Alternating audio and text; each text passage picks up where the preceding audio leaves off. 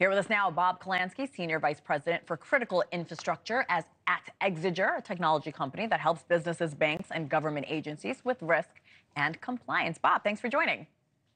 Great to be with you. So AT&T says nearly all of its customers are affected. Cell phone, wireless customers, even those who are on landlines right now. First, can you give us a proper perspective of 100 million people, 2.5 million businesses? We hear those numbers, but give us some context there. So what we're talking about is the metadata, something called metadata of the 100 million people there. And that means it's information about who you called, what numbers you called, who you were texting. And so you go back to 2022 and you have records that have been, purloined basically of what you've been doing. It isn't what you said, or nobody's listening to the phone calls, nobody's capturing, according to AT&T, nobody's capturing what was texted. But the fact that it happened, and that of course links to what locations you were at because some of the data was linked to cell towers, so you could tell locations where people were. So there's just a boatload of data that has been breached, and whoever was involved with this has access to. At an individual customer level, that may not be too concerning, but it's really concerning at a macro level. Yeah, I think the large number of people that were hacked is the concerning part. AT&T says thieves took data from 2022, one day in 2023.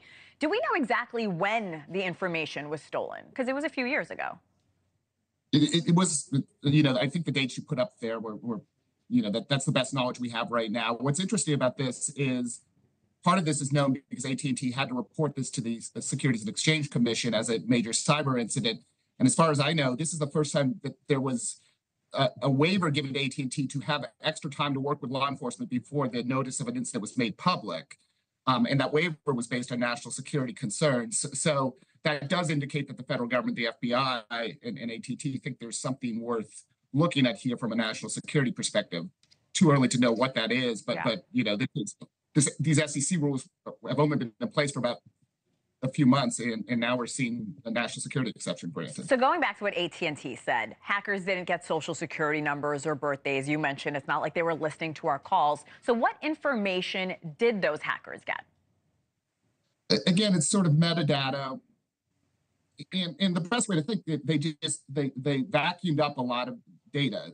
It's unclear why you would want to vacuum up all this data, except to sort of start to look for patterns, perhaps, of certain things.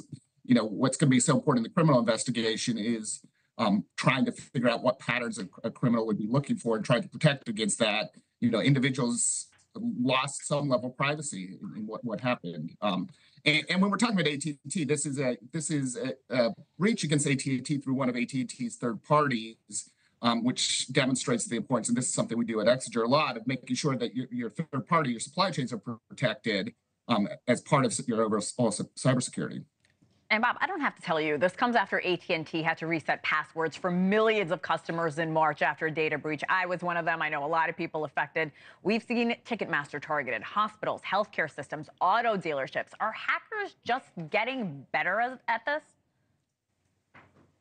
Cybercrime is getting more lucrative, I think, is one sense, and Sure. With some getting more lucrative, yeah, I think criminal gangs are getting better. And if this wasn't a criminal gang, if this was linked to nation state activities, nation states are investing in capability to get better at doing things through cyberspace. And so it's really important that cyber defenses, third party supply chain defenses, keep up with the hackers as they work on that, because we are seeing this is becoming a more cyber attacks are becoming a more popular target, and particularly critical infrastructure, as you were just suggesting. And Bob, very quickly, I'm running out of time. If AT&T customers are worried that they got hacked, what can they do?